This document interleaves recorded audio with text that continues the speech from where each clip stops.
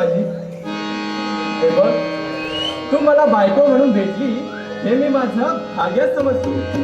अगणित सजनी, जडली प्रीती, अगणित सजनी, जडली प्रीती, मोहनी माझ्या मनाला, मोहनी माझ्या मनाला, मोहनी माझ्या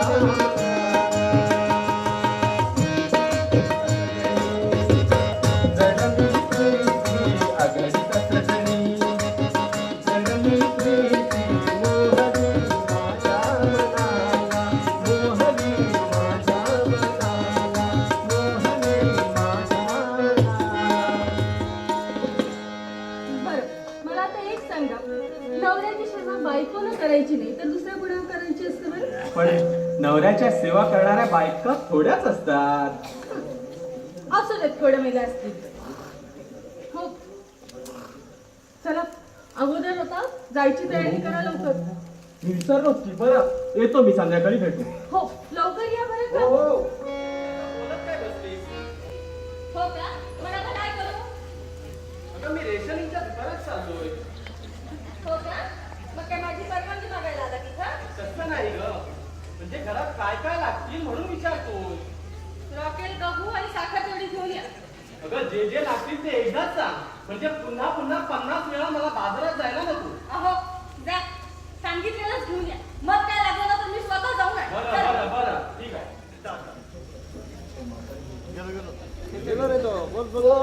जरा सुद्धा 420 दिसतो.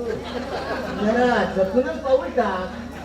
होय तर म्हणूनच तर या चक्रव्यूहातून बाहेर कसं पडायचा हाच विचार करते रात्रंदिवस.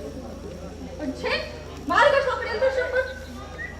मार्ग अगदी सरळ आणि सोपा आहे. कोणता.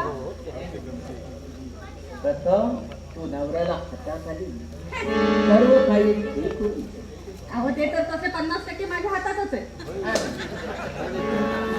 सगळं वेडे 50% म्हणजे अजून काहीच आहे. अजून 50% जन्माला तुझं आयुष खपून जाईल. मग पप्पा, यातून आता तुम्हीच काहीतरी मार्ग काढा बाई.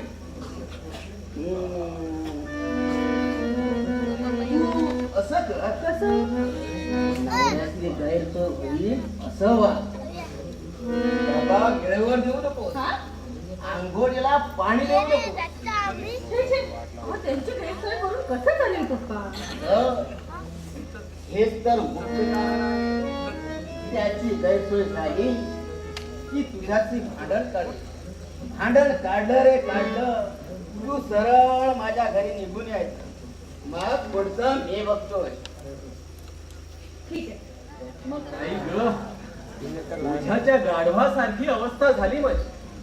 रांगेत उभं राहून राहून अगदी जीव नकोसा झाला. प्रीती, अगं ये प्रीती. काय हो? अगं, हे रॉकेल आणले ते कुठे ठेवू. होतं माझ्या डोक्यावर.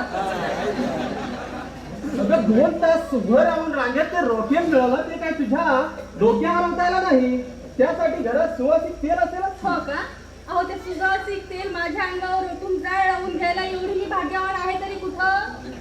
म्हणजे हे रॉकेल ओतून तू स्वतःला पेटवून घ्यायची म्हणते. हो, आता याशिवाय पुढं पर्यायच राहिलेला नाहीये माझ्या. अगं म्हणजे, अगं आताच मी रेशनिंगच्या दुकानात जाताना हसत मुखाने तू मला निरोप दिला आणि क्षणातच असा आणीबाणीचा प्रसंग यायला झालं तरी काय. अहो देशाची शांतता भंग पावली ना की राष्ट्रपतीला सुद्धा ही अशी आणीबाणीची वेळ घ्यावीच लागते. तशीच वेळ आली आहे या घरावर आता. नेमकं काय घडलं ते जरा मला शांततेने सांगू. हे पाव, तुम्ही की नाही रेशनिंग आणायला गेल्यावर की नाही मी मी तुमचा डबा करण्यासाठी स्वयंपाकघरात गेली होती. तिथेच मामांची आली.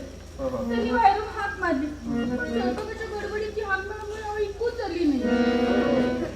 पुढे काय झालं. थोड्या वेळाला बाहेर आल्यावर मला म्हणतात तसे, काय ग तुझ्या बापाचे कान काय उघडे नाहीये. तुला काय बघापासून हाका मारतो ते ऐकू आले नाही. हा, या गोष्टीवर चर्चा करायला मला आता वेळ नाही. मला ऑफिसला जायला उशीर होतोय. घासभर घाल, मला भूक लागली. अहो आता तुम्हाला कसं सांगू, या भांडणाच्या गडबडीत खरं तर स्वयंपाकाचं अगं असू देत हो. तुम्ही तुम्ही एक काम हा. करा, तुम्ही 2च मिनिटं थांबा, मी मस्त पैकी गरम गरम शिरा करून नाही अगं थांब, थांब. कुठं चालली या भांड्याच्या गोतावळ्यात आम्ही प्रेम करायचं राहूनच केलं हो ग. खरोखरच तुझ्या प्रेमाला खूप आतुरलो आहे मी. जरा अशी जवळ ये. तुझ्यावर मला प्रेमाचा वर्षाव करू दे. फुले भवरा डोले